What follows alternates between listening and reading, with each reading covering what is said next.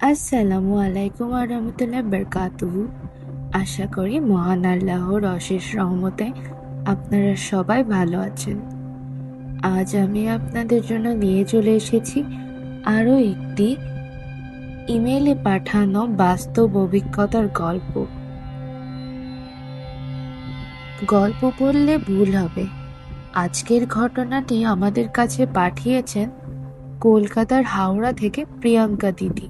তার ভাষ্যমতে এটি তার খুব কাছের একজন মানুষের জীবনে ঘটে যাওয়া এমন একটি অভিজ্ঞতা যা স্মরণ করলেই আজও তার শরীর শিউরে ওঠে। আজকের এই ঘটনাটি হয়তো আপনাদের ভেতর থেকেও কিছু একটা নাড়িয়ে দেবে। হয়তো আজকের পর কোনো লজ, মোটেল কিংবা হোটেলে রাত কাটানোর আগে একবার হলেও মনে পড়বে রুম নাম্বার ৬৬ এর কথা। তাহলে মূল ঘটনায় প্রবেশ করার আগে কমেন্টে অবশ্যই জানিয়ে দিন আপনি আমাদেরকে কোথা থেকে শুনছেন, কোন জেলা বা কোন দেশ থেকে, আর কতদিন ধরে ভালোবাসার কষ্ট পরিবারের সঙ্গে রয়েছে। আমি চেষ্টা করি আপনাদের সকলের প্রতিটি মন্তব্য পড়ার, তাই আপনার মন্তব্যটি অবশ্যই আমাদের সঙ্গে শেয়ার করতে ভুলবেন না।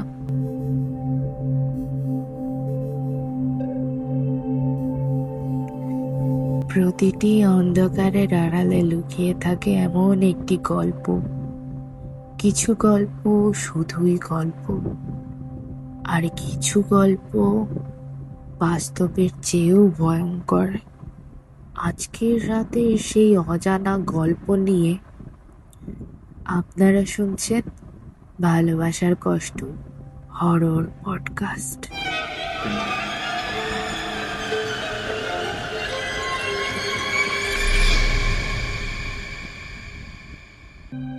আজও যদি কোনো নির্জন হাইওয়েতে ঝড়ের রাতে একটা পুরনো লজের নিয়ন সাইনবোর্ড মিটমিট করে জ্বলতে দেখি, আমি গাড়ির গতি বাড়িয়ে দিই। কারণ আমি জানি পৃথিবীতে এমন কিছু দরজা রয়েছে যেগুলো একবার খুললে সেখান থেকে সবাই আর ফিরে আসতে পারে না।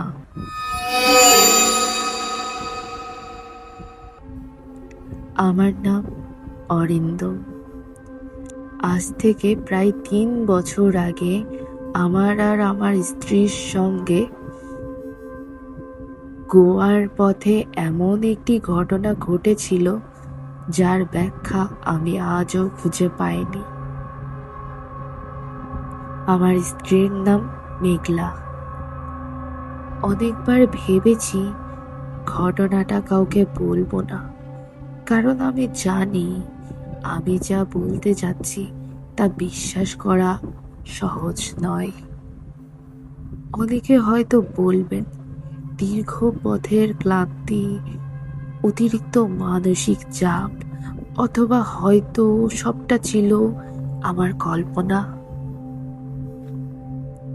সত্যি বলতে একসময় আমিও ঠিক এভাবেই ভাবতাম। আমি কখনোই ভূত, অশরীরী কিংবা অভিশপ্ত কোনো জায়গায় বিশ্বাস করতাম না। বন্ধুদের আড্ডায় বসে ভূতের গল্প বহুত শুনেছি, কিন্তু গল্প শেষ হলেই আমি সেগুলোকে গল্প বলেই ধরে নিতাম। আমার কাছে প্রতিটি অদ্ভুত শব্দের একটা বৈজ্ঞানিক ব্যাখ্যা ছিল। প্রতিটি ছায়ার পেছনে ছিল আলো আঁধারের খেলা, আর প্রতিটি তথাকথিত ভূতের গল্প ছিল শুধু মানুষের কল্পনার ফল। আমি বিশ্বাস করতাম মানুষ ঠিক সেটাই দেখতে পায় যেটা দেখার জন্য তার মন আগে থেকেই প্রস্তুত থাকে।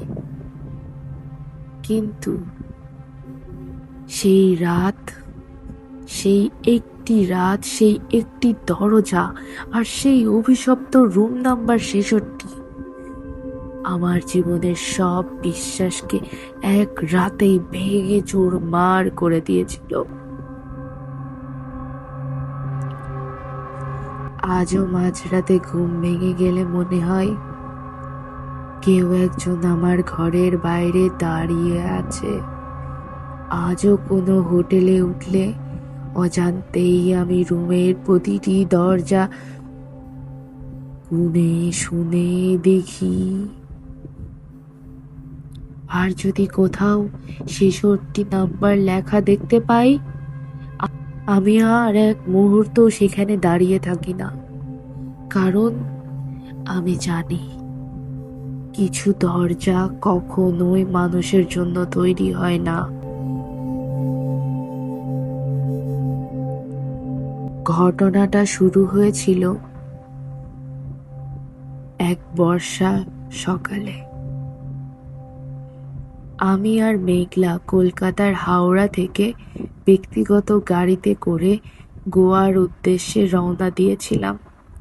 আর তখনও আমরা জানতাম না সেই যাত্রাই আমাদের জীবনের সবচেয়ে ভয়ঙ্কর যাত্রায় পরিণত হতে চলেছে।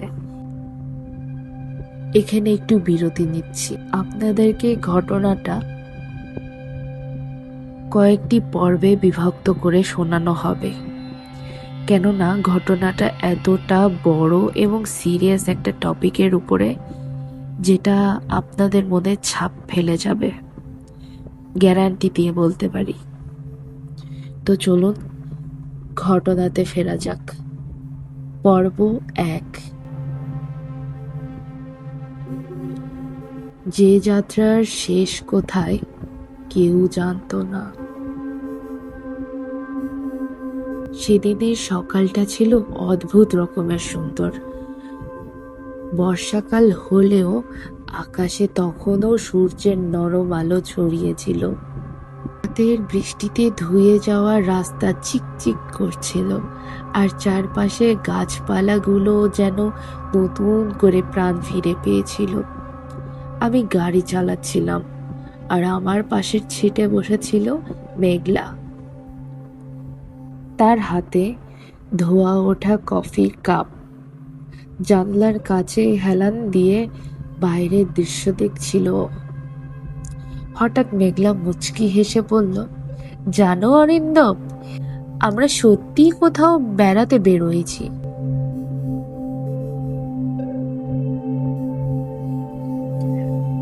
আমি হেসে উত্তর দিলাম, এই কয়েকটা দিন শুধু তুমি আর আমি। অফিস নেই, ফোনের ঝামেলা নেই, কারো কোনো তাড়া নেই। এর চেয়ে ভালো আর কি হতে পারে? মেঘলা জানালার বাইরে তাকিয়ে বলল, আমরা সব সময় ভবিষ্যতের জন্য বাঁচি, কিন্তু বর্তমানকে উপভোগ করতেই ভুলে যাই। ওর কথাটা শুনে আমি কিছুক্ষণ চুপ করে রইলাম। সত্যি তো, কখনো যে জীবনটা শুধু দায়িত্ব আর ব্যস্ততার ভিড়ে আটকে গিয়েছিল বুঝতেই পারিনি।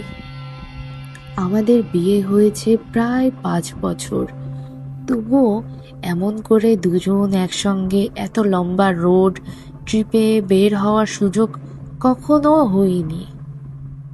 তাই একবার ঠিক করেছিলাম, যত সময় লাগে লাগুক, কোনো তাড়া নেই।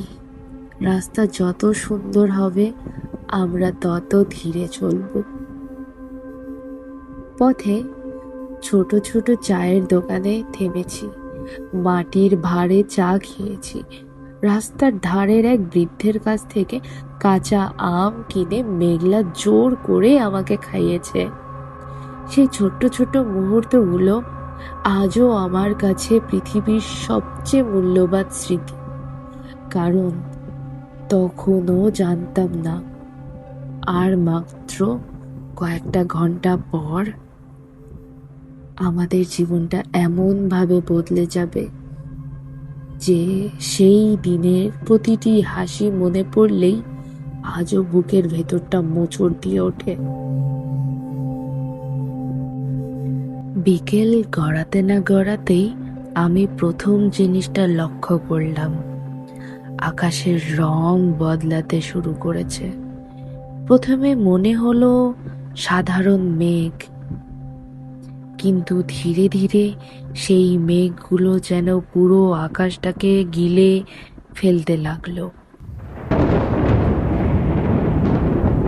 নীল আকাশের জায়গায় নেমে এলো এক অদ্ভুত ধূসর অন্ধকার। মেঘলা জানালার বাইরে তাকিয়ে ফিসফিসিয়ে করে বলে উঠল, অরিন্দম, আবহাওয়াটা কেমন যেন হঠাৎ বদলে গেল, তাই না? আমি একবার আকাশের দিকে তাকিয়ে আবার রাস্তার দিকে মন দিলাম। মনে হচ্ছে বৃষ্টি হবে, তবে চিন্তার কিছু নেই, একটু আস্তে চালালেই হবে। মেঘলা আর কিছু বলল না, কিন্তু ওর মুখের হাসিটা ধীরে ধীরে মিলিয়ে যেতে শুরু করলো।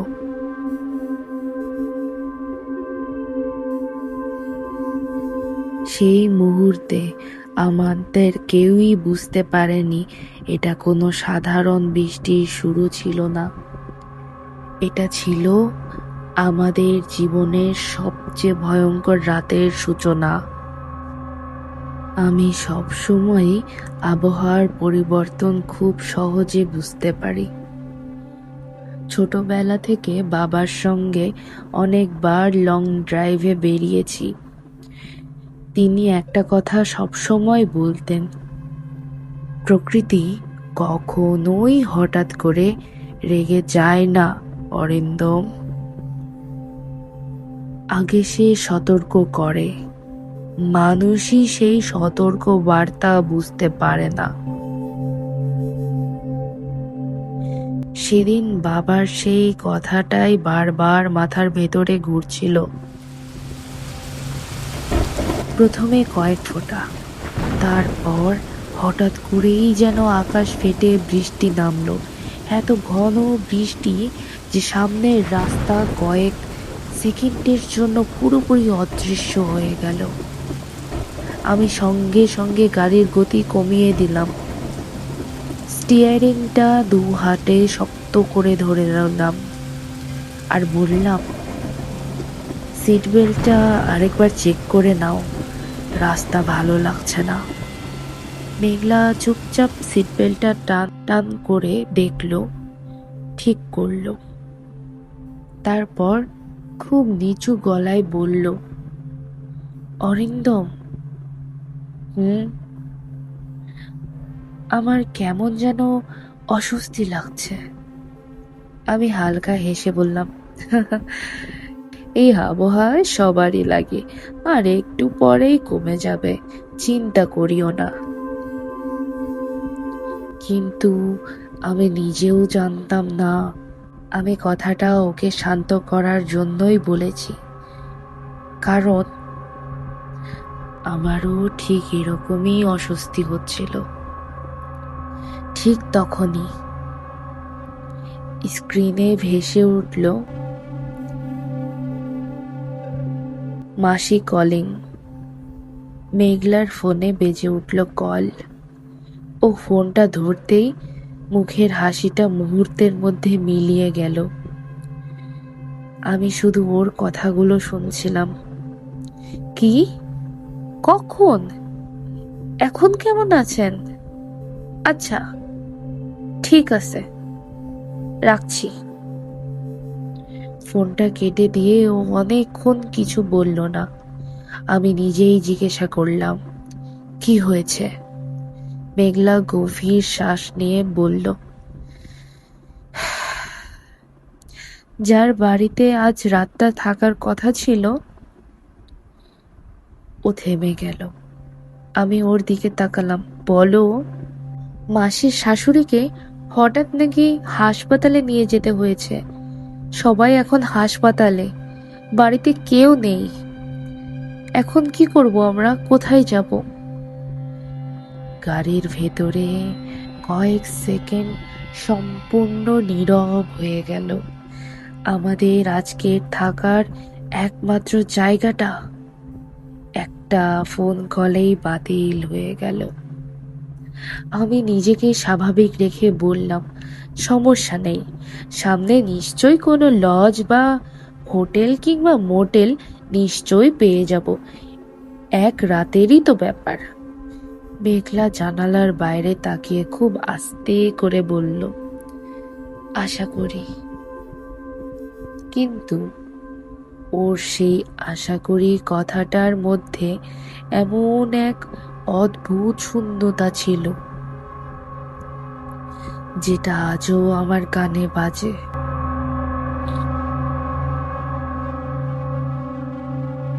এরপর প্রায় 40 মিনিট আমরা একটার পর একটা লজের সামনে গাড়ি থামিয়েছি।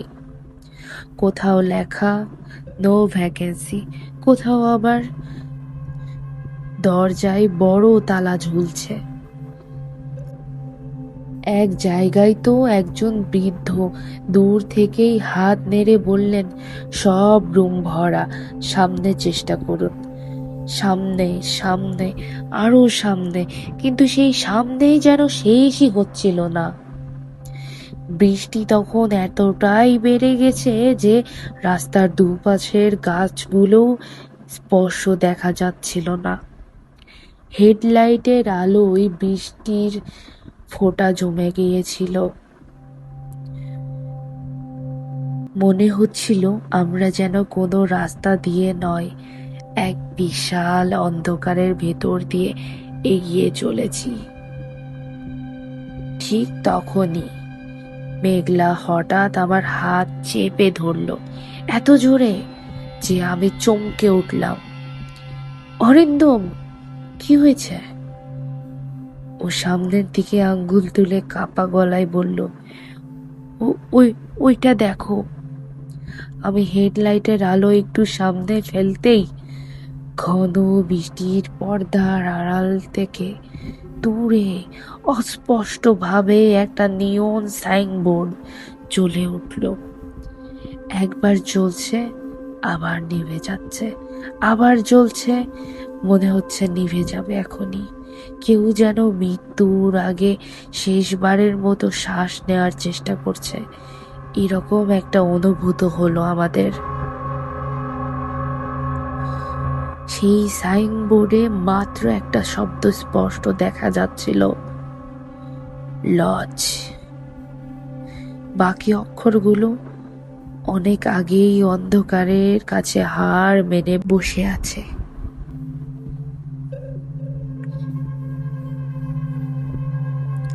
আর সেই বজ্রপাতের আলোতেই জীবনে প্রথমবার আমি দেখতে পেলাম সেই পুরনো লজটাকে, এবং কোনো কারণ ছাড়াই আমার বুকের ভেতরটা হঠাৎ ঠান্ডা হয়ে গেল। আমি ধীরে ধীরে গাড়ির গতি কমিয়ে আনলাম। হেডলাইটের আলো বৃষ্টির পর্দা ভেদ করে যতটা সামনে যেতে পারছিল ততটাই স্পষ্ট হয়ে উঠছিল সেই পুরনো লজটি। জায়গাটাকে পুরনো বললেও যেন কম বলা হয়। মনে হচ্ছিল বহু বছর ধরে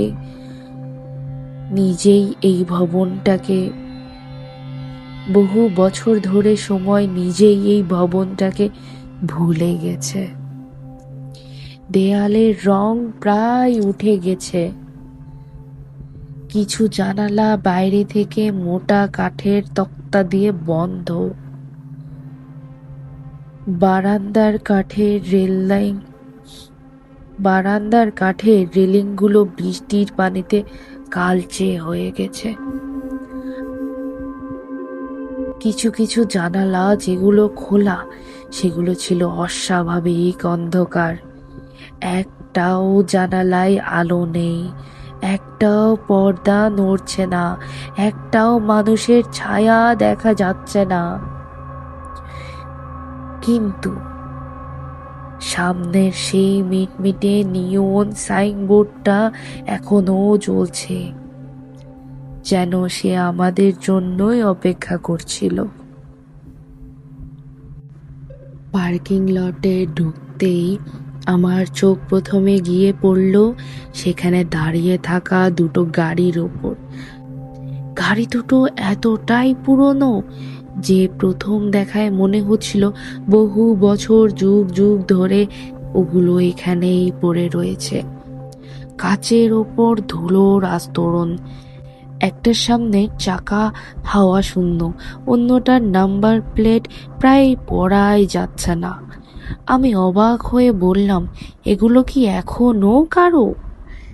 মেঘলা জানালার বাইরে তাকিয়ে ফিসফিস করে বলল, জানি না, কিন্তু জায়গাটা আমার একদমই ভালো লাগছে না অরিন্দম। আমি কিছুক্ষণ চুপ করে রইলাম, কারণ সত্যি বলতে আমারও ভালো লাগছিল না। ভয় পাচ্ছিলাম। না, ঠিক ভয় নয়, এটা ছিল অন্যরকম এক অনুভূতি। যেন আপনি এমন কোথাও দাঁড়িয়ে রয়েছেন যেখানে আপনার আসার কথাই ছিল না।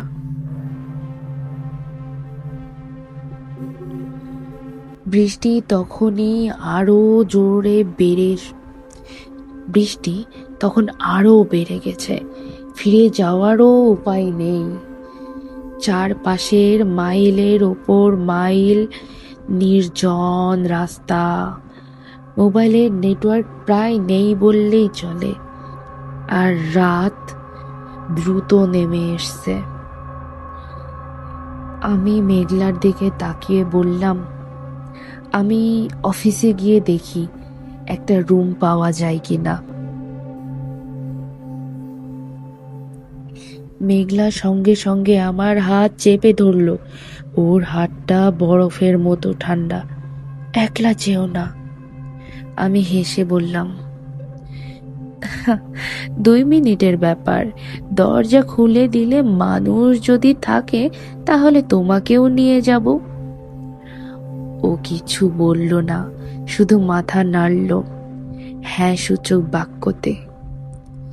কিন্তু গাড়ি থেকে নামার আগে আমি স্পষ্ট দেখেছিলাম ও একবার আকাশের দিকে তাকিয়ে খুব আস্তে ঠোঁট নাড়ল। মনে হচ্ছিল নিঃশব্দ এক প্রার্থনা করছে। আমি জ্যাকেটটা মাথার ওপর টেনে দৌড়ে লজের অফিসের দিকে গেলাম। পায়ের নিচে জমে থাকা পানিতে ছপ ছপ শব্দ হচ্ছিল। ঠিক অফিসের সামনে এসে আমি থমকে গেলাম, কারণ দরজার ওপারে ঝোলানো ছোট্ট ঘন্টাটা আমি ছুঁইনি, বাতাসও লাগেনি, তবুও ওটা নিজে থেকেই টিং একবার বাজলো। আমি ভাবছিলাম কাকতালীয় কোনো ব্যাপার হবে, হয়তো বাতাসে নড়েছে। নিজেকেই বুঝালাম। ধীরে ধীরে দরজাটা ঠেলে ভেতরের দিকে ঢুকে গেলাম। দরজার এমন শব্দ করলো খোলার সময়, সেই পুরানো আমলের কাঠের যে কিচ টাইপের একটা সাউন্ড হয়, একদম অবিকল সেই সাউন্ড, যেন বহুদিন পরে কেউ সেটাকে খুলছে। ভেতরে ঢুকেই আমার নাকে একটা অদ্ভুত গন্ধ এলো। স্যাঁতস্যাঁতে কাঠ, পুরানো আসবাব, আর এমন একটা গন্ধ যেটা আমি আগে কখনোই পাইনি। মনে হচ্ছিল বহুদিন ধরে বন্ধ থাকা কোনো ঘরে ঢুকেছি। ঘরের এক কোণায় একটা টেবিল ল্যাম্প জ্বলছিল। তার হলদে আলোয় পুরো রিসেপশনটা আধো অন্ধকারে ডুবেছিল। আর সেই আলোতেই আমি প্রথম তাকে দেখলাম রিসিপশনের পেছনে একজন বৃদ্ধা মহিলা বসে রয়েছেন। মাথা ভর্তি সাদা চুল, মুখে কোনো অভিব্যক্তি নেই, দু হাত টেবিলের উপর রাখা, আর তার চোখ সরাসরি আমার দিকে। আমি ভদ্রভাবে বললাম, নমস্কার জেঠি, আজ রাতের জন্য কি একটা রুম পাওয়া যাবে? কোনো উত্তর নেই। তিনি শুধু তাকিয়ে রইলেন এক দৃষ্টিতে, একবারও চোখের পলক ফেললেন না। ঘরের ভেতর এমন নীরবতা নেমে এলো যে আমি নিজেই নিজের নিঃশ্বাসের শব্দও শুনতে পাচ্ছিলাম। অজান্তেই আমার গলাটা শুকিয়ে একদম কাঠ হয়ে গেল। আমি আবার বললাম, ও জেঠি, শুনতে পাচ্ছেন? একটা রুম চাই। এবার ধীরে ধীরে, খুব ধীরে তিনি কাউন্টারের নিচে হাত বাড়ালেন। তারপর একটা পুরনো পিতলের চাবি বের করে, চাবির নিচে ঝুলছিল একটা বিবর্ণ ধাতব ট্যাগ। আমি সেটার দিকে তাকাতেই আমার বুকের ভেতরটা কেমন জানি ছ্যাদ করে উঠল, কারণ সেখানে লেখা ছিল 66, রুম নাম্বার 66।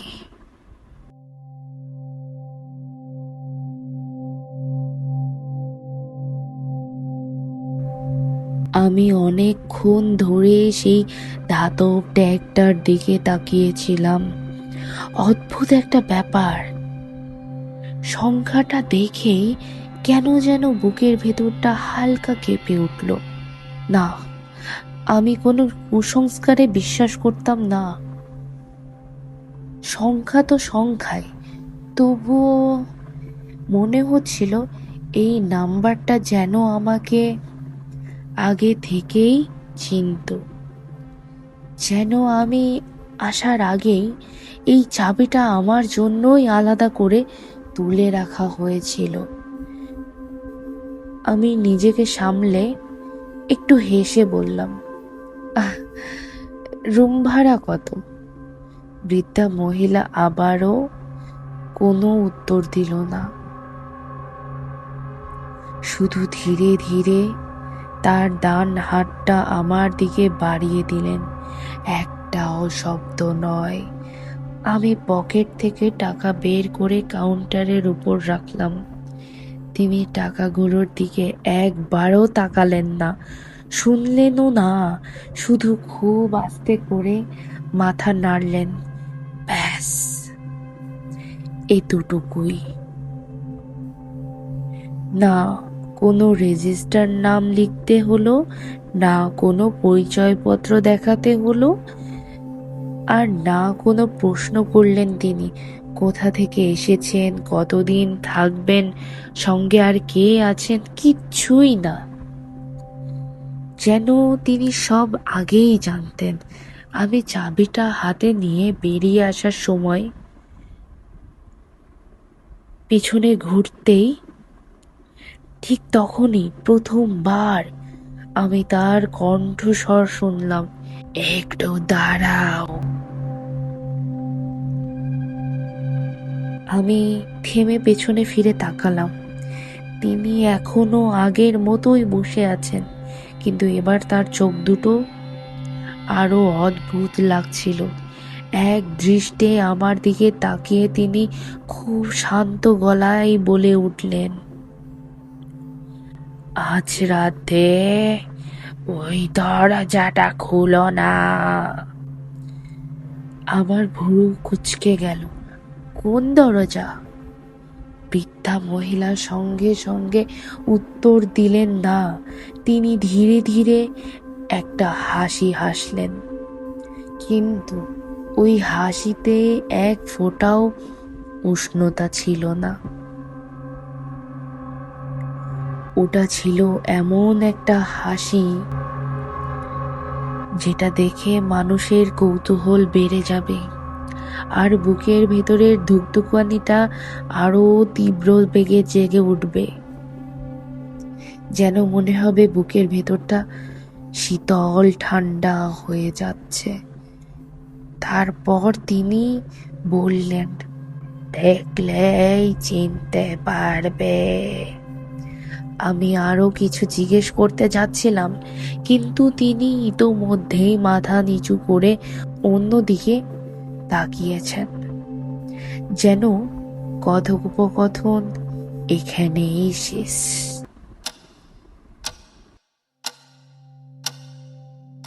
আমার শরীরের ভেতর দিয়ে একটা ঠান্ডা স্রোত বয়ে গেল। আমি নিজেকেই বললাম, হয়তো বয়স্ক মানুষ, হয়তো একটু অদ্ভুত স্বভাবের। তারপর দরজা ঠেলে বাইরে বেরিয়ে এলাম। মেঘলা এখনো গাড়ির ভেতরে বসেছিল।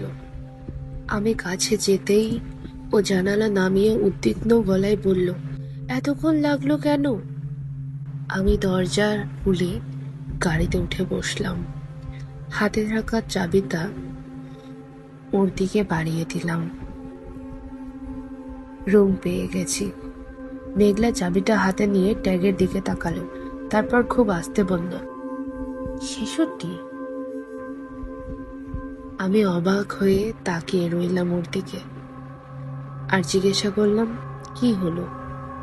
ও কয়েক সেকেন্ড চুপ করে তারপর বলল, জানি না কেন নাম্বারটা দেখে কেমন যেন লাগছে। আমি হেসে বললাম, তুমিও দেখি? মানে? আমারও ঠিক একই অনুভূতি হয়েছিল। মেঘলা এবার আর হাসলো না, শুধু খুব ধীরে বলল, চলো আজ রাতটা কোনোভাবে কাটিয়ে সকাল হলেই বেরিয়ে যাব। আমি ইঞ্জিন স্টার্ট দিলাম।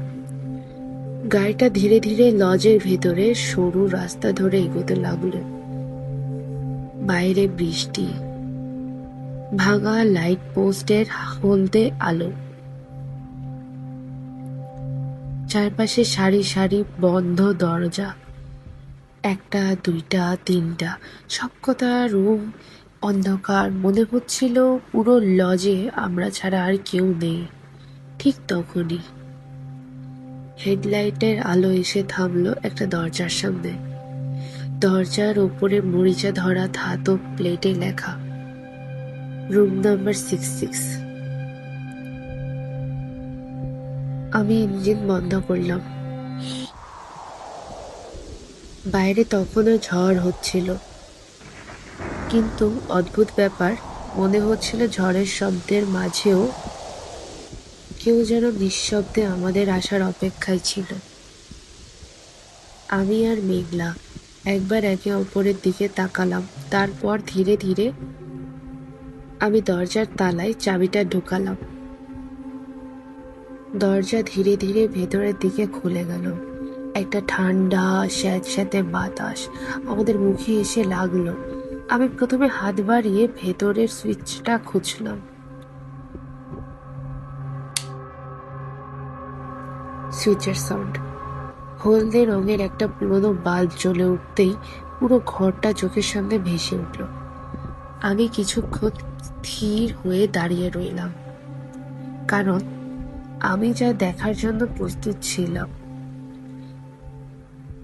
তার সঙ্গে এই ঘরের কোনো মিলই ছিল না।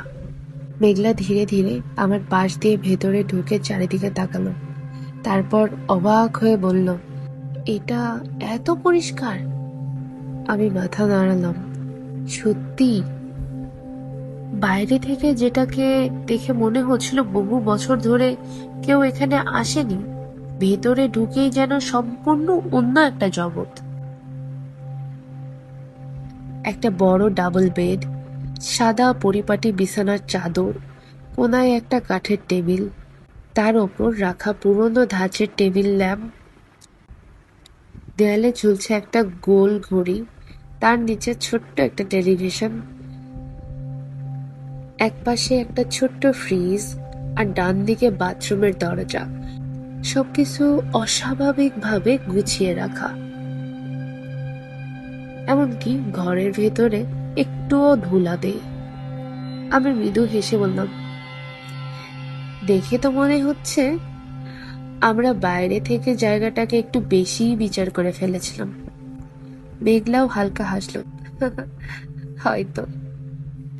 কিন্তু ওর সেই হাসিটা বেশিক্ষণ স্থায়ী হলো না, কারণ ঠিক তখনই আমার চোখ পড়ল ঘরের একদম শেষ প্রান্তে। আমি ধীরে ধীরে সেদিকে এগোতে লাগলাম। মেঘলা আমার দৃষ্টি অনুসরণ করে তাকাতেই ও থেমে গেল। ওখানে আরো একটা দরজা ছিল। না, ওটা বাথরুমের দরজা নয়। না, ওটা যেদিক দিয়ে আমরা ঢুকছি সেই দরজাও নয়। এটা ছিল ঘরের একেবারে শেষ দেয়ালের সঙ্গে লাগানো একটা সাধারণ কাঠের দরজা। রংটা এমন ভাবে করা যে প্রথম দেখায় চোখেই পড়বে না। আমি কিছুক্ষণ চুপচাপ তাকিয়ে রইলাম, তারপর খুব আস্তে বললাম, তুমি কি এটা আগে দেখেছিলে? মেঘলা মাথা নাড়ালো, না। আমি দরজাটার সামনে গিয়ে দাঁড়ালাম, হাত বাড়িয়ে নবটা ঘোরানোর চেষ্টা করলাম। লক করা। আরেকবার চেষ্টা করলাম, তবুও লক। মেঘলা আমার পিছনে এসে দাঁড়ালো। ওপাশে কি থাকতে পারে? আমি কাজ ঝাঁকালাম। হয়তো স্টোর রুম অথবা অন্য কোনো রুম। আমি একটু ভেবে বল, না, বাইরে থেকে তো দেখছি এই দেয়ালের ওপাশে কোনো জায়গা থাকার কথা নয়। কথাটা বলেই আমি থেমে গেলাম, কারণ নিজের কথাটাই হঠাৎ করে কানে অদ্ভুত শোনালো।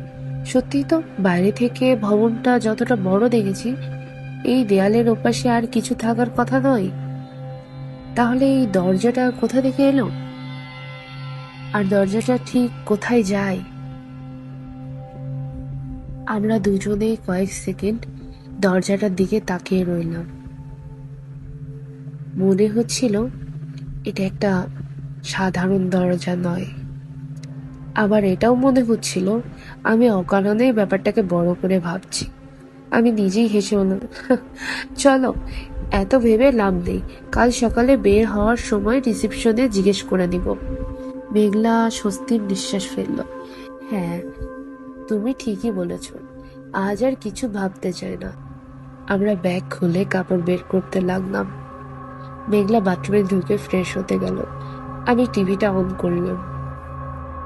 স্ক্রিন জ্বলে উঠল, তারপর শুধু ঝিরঝিরে সাদা কালো স্ট্যাটিক। একটা চ্যানেল, দুটো চ্যানেল, তিনটা চ্যানেল, 10টা চ্যানেল, সবখানে একই জিনিস, শুধু। আমি বিরক্ত হয়ে রিমোটটা বিছানায় ছুঁড়ে রেখে বললাম, বাহ, টিভিটাও মনে হয় আমাদের মতো এই ঝড়ে আটকে গেছে। বাথরুম থেকে মেঘলার হাসির শব্দ ভেসে এলো। আজ একদিন টিভিটা না দেখলেও চলবে মশাই। আমি হেসে মাথা নাড়ালাম, কিন্তু জানি না কেন আমার চোখ আবার গিয়ে থামলো সেই দ্বিতীয় দরজাটার উপর। মনে হচ্ছিল ঘরের ভেতরে আমরা দুজন ছাড়া আরো কেউ একজন আছে, নিঃশব্দে ওপাশ থেকে আমাদেরকে দেখছে। আমি সঙ্গে সঙ্গে মাথা ঝাঁকিয়ে সেই চিন্তাটা ছড়িয়ে দিলাম। নিজেকেই বললাম, অরিন্দম, অতিরিক্ত ভাবছিস। কিন্তু আমি তখনও জানতাম না সেই দরজার ওপাশে ঠিক কি আমাদের জন্য অপেক্ষা করছিল।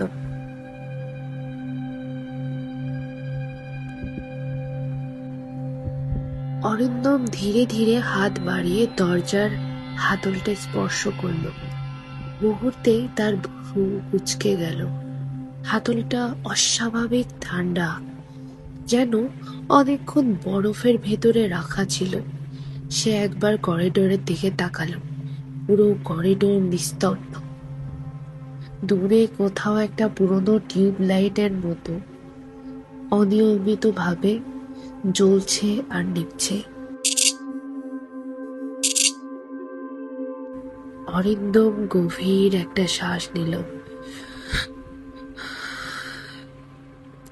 এটা শুধু একটা হোটেল রুম, নিজেকেই বোঝানোর চেষ্টা করলো সে।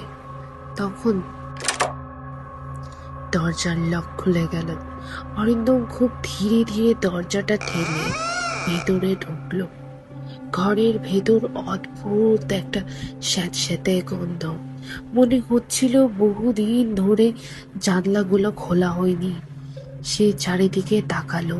একটা পুরানো বিছানা, দেয়ালের রং উঠে গেছে, জানালার পর্দা একেবারে স্থির, বাতাস নেই, তবু পুরো ঘরটা যেন জীবন্ত। অরিন্দম ভেতরে আরেক পা বাড়াতে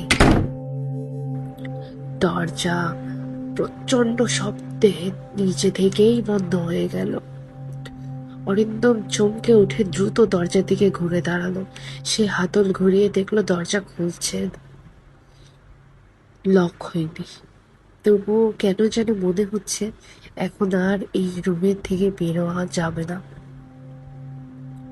কিংবা বেরিয়ে যাওয়া উচিত নয়। ঠিক তখনই পুরো রুমটা অস্বাভাবিক নীরব হয়ে গেল। এমন নীরব যেখানে নিজের স্পন্দন নিজেই শোনা যাচ্ছে স্পষ্টভাবে। কিন্তু সেই নীরবতা মাত্র কয়েক সেকেন্ড স্থায়ী ছিল। একটা দীর্ঘ, ভারী, মানুষের মতো অথচ মানুষের নয় এমন একটা নিঃশ্বাস অরিন্দম জমে গেল। সে ধীরে ধীরে মাথা ঘুরিয়ে পুরো রুমে চোখ বুলিয়ে দিল। কেউ নেই। তবু আবার যেন ঠিক তার কানের পাশে। অরিন্দম তড়াক করে পিছনে তাকালো। ফাঁকা। কে কে আছে? কোনো উত্তর নেই। শুধু দেয়ালের পুরনো ওয়ালপেপার গুলো বাতাস ছাড়াই আস্তে আস্তে যেন কেঁপে উঠল। হঠাৎ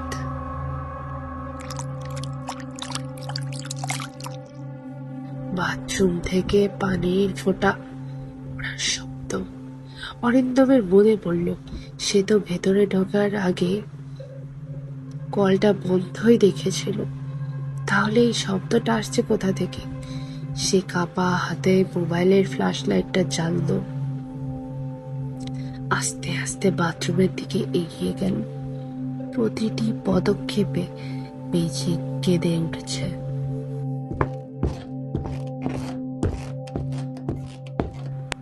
বাথরুমের দরজাটা আধ খোলা, ভেতরটা সম্পূর্ণ অন্ধকার। অরিন্দম ধীরে ধীরে দরজাটা ঠেলে খুলল। ভেতরে কেউ নেই, কিন্তু আয়নাটা পুরোটাই কুয়াশায় ঢাকা, যেন মাত্র কয়েক সেকেন্ড আগেই কেউ তার ঠিক সামনে দাঁড়িয়ে নিঃশ্বাস ফেলছে। অরিন্দম সাবধানে হাত বাড়িয়ে কুয়াশাটা মুছে দিল। আয়নায় নিজের মুখ দেখা গেল, ক্লান্ত, ভীত। হঠাৎ আয়নার ভেতরে তার ঠিক পেছনে দাঁড়িয়ে আছে একটা অস্বাভাবিক লম্বা কালো অবয়ব। চোখ দুটো সম্পূর্ণ সাদা। অরিন্দম আতঙ্কে ঘুরে দাঁড়ালো। কেউ নেই। আবার আয়নার দিকে তাকাতেই সেই অবয়বটা উধাও। আমি কি ভুল দেখলাম? ঠিক তখনই মোবাইলের স্ক্রিনে নিজে থেকেই জ্বলে উঠল। কোনো নাম্বার নেই, কোনো নাম নেই, শুধু একটা মেসেজ। তোমার আয়নায় তাকানো উচিত হয়নি। অরিন্দমের হাত কাঁপতে শুরু করলো। আর ঠিক সেই মুহূর্তেই বাথরুমের দরজাটা প্রচন্ড শব্দে নিজে থেকেই বন্ধ হয়ে গেল। বাথরুমের দরজা বন্ধ হওয়ার শব্দে পুরো রুম কেঁপে উঠল। অরিন্দম এক ঝটকায় দরজার হাতল ঘুরিয়ে খুলতে চেষ্টা করলো, কিন্তু না, মনে হচ্ছে যেন দরজার ওপাশ থেকে কেউ শক্ত করে চেপে ধরে রেখেছে। হ্যালো, কেউ আছেন? প্লিজ দরজাটা খুলুন।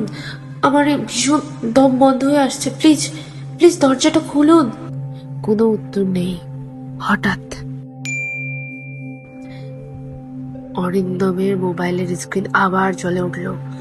সময় তখন 3:33। ঠিক তখনই পুরো রুমের সব আলো একসাথে নিভে গেল। ঘর ডুবে গেল ঘন অন্ধকারে। মোবাইলের ফ্ল্যাশ লাইটই তখন একমাত্র আলো। অরিন্দম কাঁপা কাঁপা হাতে চারিদিকে আলো ফেলাতে লাগলো। বিছানা, আলমারি, জানালা সব কিছু আগের মতোই আছে, কিন্তু রুমের এক কোণে দাঁড়িয়ে থাকা পুরোনো কাঠের চেয়ারটা, এটা কি আগে জানালার পাশে ছিল না? এখন সেটা ধীরে ধীরে অরিন্দমের দিকেই মুখ করে আছে। অসম্ভব! অরিন্দম নিজের চোখকে বিশ্বাস করতে পারছিল না। হঠাৎ চেয়ারটা ইঞ্চি আগিয়ে এলো। অরিন্দম স্থির হয়ে গেল। আবার আরো 1 ইঞ্চি আগিয়ে এলো। কেউ বসে নেই, তবুও চেয়ারটা নিজে থেকেই এগিয়ে আসছে। অরিন্দম দ্রুত পিছিয়ে গেল, দরজার সঙ্গে গিয়ে ঠেকে দাঁড়ালো। তার নিঃশ্বাস দ্রুত গতিতে যাচ্ছে।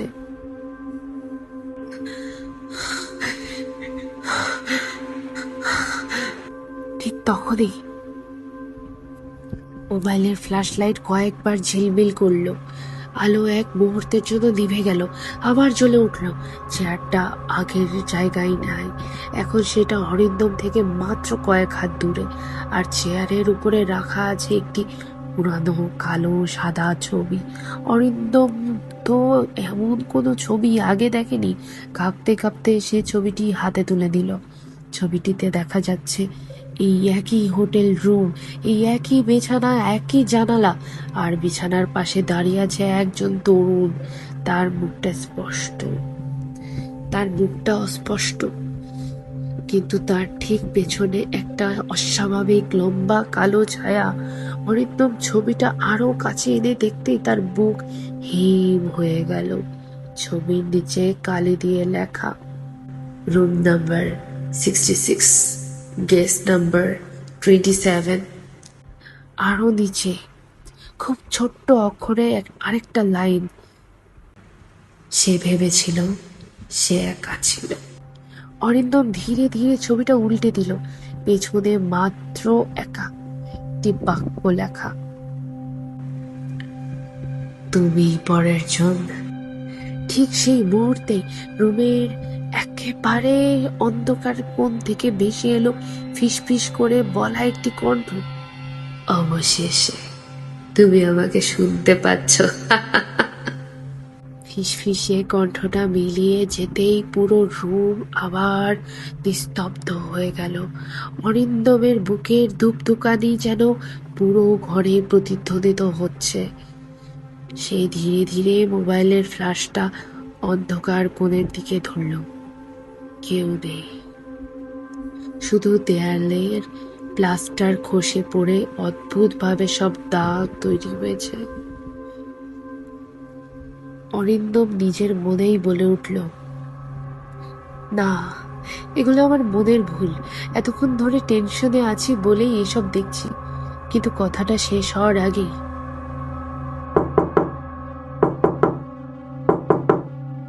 রুমের মূল দরজায় 3বার কড়া নাড়ার শব্দ।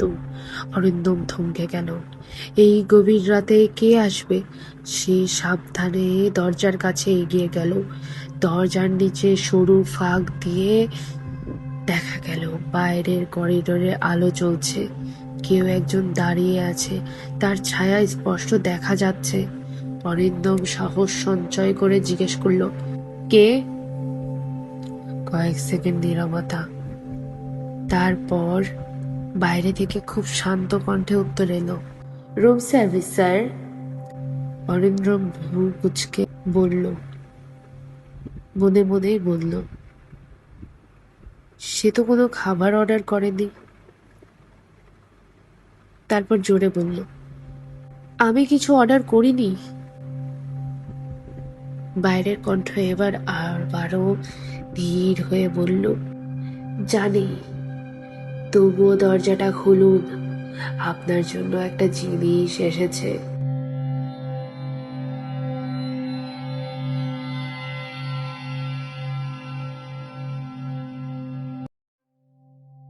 অরিন্দমের হাত ধীরে ধীরে দরজার লকের দিকে এগিয়ে গেল। ঠিক তখনই তার ফোনটা হঠাৎ কেঁপে উঠল। অজানা নাম্বার থেকে একটি নতুন মেসেজ। দরজা খুলবে না, বাইরে যে দাঁড়িয়ে আছে সে হোটেলের কোনো কর্মচারী নয়। অরিন্দমের শরীর ঠান্ডা হয়ে গেল। সে তড়িঘড়ি করে দরজার আইহোলে চোখ রাখল। করিডোর একদম ফাঁকা, কেউ নেই, কিন্তু কড়া নাড়ার শব্দ এখনো হচ্ছে। অথচ দরজার ওপাশে দাঁড়িয়ে নেই কেউ। অরিন্দম ধীরে ধীরে পিছিয়ে এলো। ঠিক সেই মুহূর্তে দরজার নিচের ফাঁক দিয়ে আস্তে আস্তে ভেতরে ঢুকতে শুরু করলো কালো ধোঁয়ার মতো কিছু। ধোঁয়াটা মেঝের ওপর দিয়ে সরীসৃপের মতো এগিয়ে এসে থামলো অরিন্দমের পায়ের সামনে। তারপর সেটা ধীরে ধীরে মানুষের হাতের আকার নিতে শুরু করলো। 5টা লম্বা কালো আঙ্গুল মেঝের ওপর ভর দিয়ে যেন ভেতরে ঢোকার চেষ্টা করছে। আর দরজার ওপাশ থেকে আবার সেই কণ্ঠ, দরজাটা খোলো, আমি অনেকক্ষণ ধরে অপেক্ষা করছি। কিন্তু এবার কণ্ঠটা আর মানুষের মতো শোনালো না। মনে হচ্ছিল একসঙ্গে অনেকগুলো গলা একই সাথে কথা বলছে। অরিন্দম বুঝতে পারল যেই হোক সে ভেতরে ঢুকতে চাইছে, আর একবার ঢুকতে পারলে হয়তো আর কখনোই তাকে এই রুম থেকে জীবিত বের হতে দেবে না। দরজার নিচ দিয়ে ঢুকে আসা কালো হাতটা ধীরে ধীরে আরো লম্বা হতে লাগলো। মেঝের উপর আঙ্গুলগুলো ঘষতে যাওয়ার শব্দ। মেঘের উপর কেমন যেন ঘষার মতো শব্দ করতে লাগলো।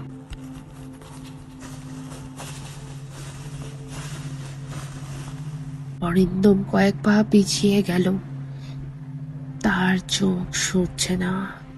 সেই অস্বাভাবিক হাতটার ওপর থেকে ঠিক তখনই তার মোবাইল আবারও কেঁপে উঠল। একটা নতুন মেসেজ। ওটা তোমার অনুমতি ছাড়া পুরোপুরি ঢুকতে পারবে না, কোনো অবস্থাতেই দরজা খুলবে না, আর ওর প্রশ্নের উত্তর দেবে না। অরিন্দম মেসেজটা পড়তেই থমকে গেল। ওর প্রশ্নের উত্তর দেবে না মানে দরজার ওপাশের জিনিসটা কথা বলবে? হঠাৎ একেবারে দরজার গা ঘেঁষে কারো ভারী শ্বাসের শব্দ। তারপর খুব শান্ত ভাঙা কণ্ঠ,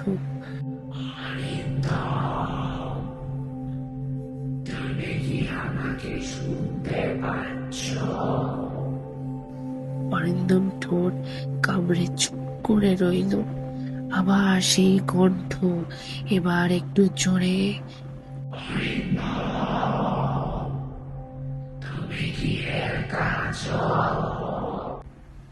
মোবাইলের মেসেজটা তার মাথায় ঘুরছে। কোনো উত্তর দিবে না, সে একদম নীরব। হঠাৎ দরজার ওপাশে কণ্ঠটা বদলে গেল। এবার সেটি তার মায়ের কণ্ঠ। বাবা, দরজাটা খোলো, আমি এসেছি। অরিন্দমের বুক কেঁপে উঠল। অসম্ভব, তার মা তো শত শত কিলোমিটার দূরে। বাবা, আমি ভয় পাচ্ছি, দরজাটা খোলো। চোখে পানি চলে এলো অরিন্দমের, কিন্তু ঠিক তখনই সে খেয়াল করলো তার মায়ের কণ্ঠে একটা অদ্ভুত ব্যাপার। প্রতিটা বাক্যের শেষে যেন আরো অনেকগুলো কণ্ঠ একসঙ্গে ফিসফিস করছে, খোলা খোলা খোলা। হঠাৎ দরজার প্রচন্ড আঘাত, তারপর আরেকটা। দেয়ালে টাঙানো ছবিটা কেঁপে উঠল। ঘরের বাতি নিজে থেকেই জ্বলে উঠল, আবার নিভে গেল, আবার জ্বলে উঠল। প্রতিবার আলো অন্ধকারের এই খেলা দেখছে অরিন্দম। কালো হাতটা আর একটু ভেতরে চলে এসেছে। শেষবার আলো জ্বলতেই সে জমে গেল। দরজার নিচ দিয়ে শুধু হাত নয়, এবার তার মুখটাও ধুঁকতে শুরু করছে। চামড়াহীন অস্বাভাবিক লম্বা মুখ, দুটি সম্পূর্ণ সাদা চোখ, আর ঠোঁট ছিঁড়ে কান পর্যন্ত চলে যাওয়া বিকৃত হাসি। সেই মুখটা মেঝের সামনে সমান হয়ে অরিন্দমের দিকে তাকে ফিস ফিস করে বলল, তুমি খুব ভালো নিয়ম মানো, কিন্তু যে তোমাকে মেসেজ পাঠাচ্ছে সে কি সত্যি তোমাকে বাঁচাতে চাইছে? অরিন্দমের নিঃশ্বাস থেমে গেল। ঠিক তখনই তার মোবাইলে আরেকটি মেসেজ এলো, কিন্তু এবার প্রেরকের নাম দেখে তার শরীর অবশ হয়ে গেল। স্ক্রিনে লেখা রুম নাম্বার 66। মেসেজ মাত্র একটি লাইনে লেখা, এখনই বিছানার নিচে তাকাও, কিন্তু কোনো শব্দ করো না। অরিন্দম ধীরে ধীরে মাথা নিচু করল। মোবাইলের আলো বিছানার নিচে পড়তে তার বুকের রক্ত যেন হিম হয়ে গেল। বিছানার নিচে আরেকজন অরিন্দম শুয়ে রয়েছে, আর সেই অরিন্দম ঠোঁটে আঙ্গুল চেপে ফিস ফিস করে বলছে, চুপ, ও যেন জানতে না পারে আসল অরিন্দমকে। অরিন্দমের হাত কাঁপছে। বিছানার নিচে তারই মতো দেখতে আরেকজন মানুষ, একই মুখ, একই পোশাক, এমনকি কপালের ছোট্ট দাগটাও একই। সে ঠোঁটে আঙ্গুলি চেপে ফিস ফিস করে বলল, একদম শব্দ করো না, ও শুনতে পেলে আমরা দুজনেই মারা যাব। অরিন্দমের মাথা কাজ করছে না। তুমি তুমি কে? বিছানার নিচের মানুষটা আতঙ্কিত চোখে মাথা নাড়ল। না, কথা বলো না, একদম। ঠিক সেই মুহূর্তে দরজার ওপাশ থেকে ভেসে এলো বিকৃত হাসি। তারপর সবকিছু থেমে গেল। কোনো শব্দ নেই, কোনো শ্বাস নেই, কোনো কড়া নড়া নেই। এই নীরবতায় যেন আরো ভয়ঙ্কর।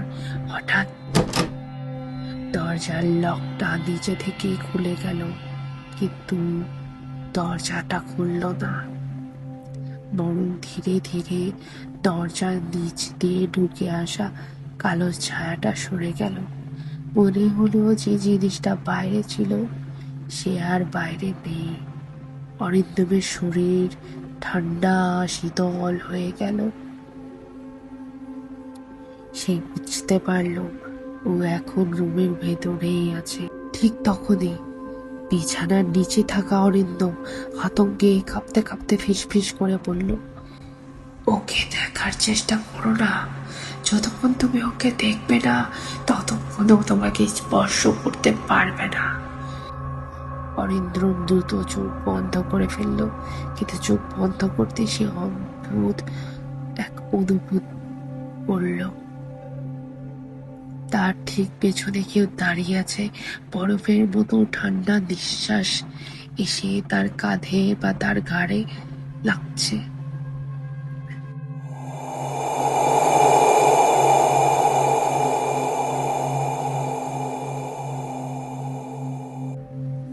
তারপর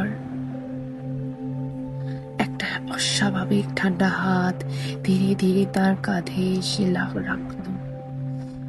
অরিন্দম চোখ খুলতে চাইছে, কিন্তু বিছানার নিচে থাকা মানুষটা চিৎকার করে বলে উঠল, না, চোখ খুলবে না। পরের মুহূর্তে পুরো রুম কাঁপিয়ে একটা বিকট অমানসিক চিৎকার।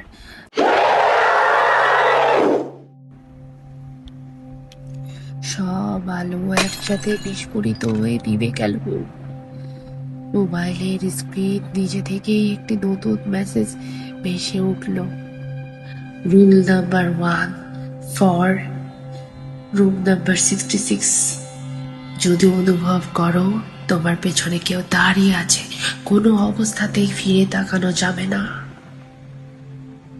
তুমি তাকাতে পারবে না। তার নিচে আরেকটি লাইন ধীরে ধীরে টাইপ হতে লাগলো, কারণ তুমি যদি ফিরে তাকাও। অরিন্দম আর নিজেকে ধরে রাখতে পারলো না। সে ধীরে ধীরে মাথা ঘুরিয়ে পেছনের দিকে তাকাতে শুরু করলো। স্ক্রিন সম্পূর্ণ কালো, শুধু একটি শব্দ,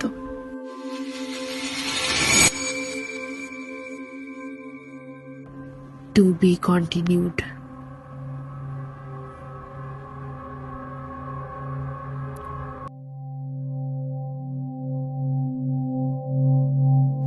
এতক্ষণ আপনারা শুনছিলেন রুম নাম্বার 66 এপিসোড 1। কিন্তু বিশ্বাস করুন, আসল দুঃস্বপ্ন এখনো শুরুই হয়নি। কিছু প্রশ্ন রয়ে যায়। অরিন্দম কি রুম নাম্বার 66-এ একাই ছিল?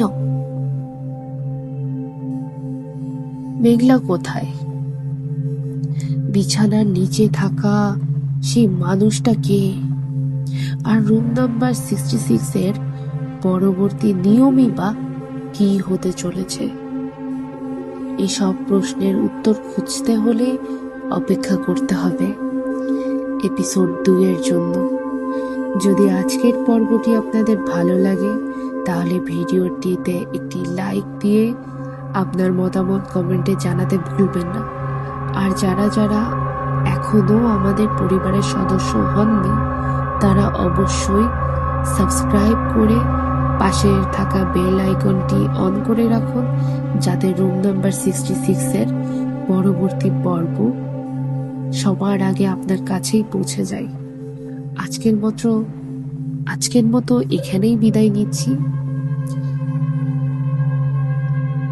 আমি ফারিয়াফ, আমি জান্নাতুল। সকলে ভালো থাকবেন, সুস্থ থাকবেন। আল্লাহ হাফেজ। আর হ্যাঁ, মনে রাখবেন, রুম নাম্বার 66-এর দরজা একবার খুললে সেটা আর কখনোই পুরোপুরি বন্ধ হয় না।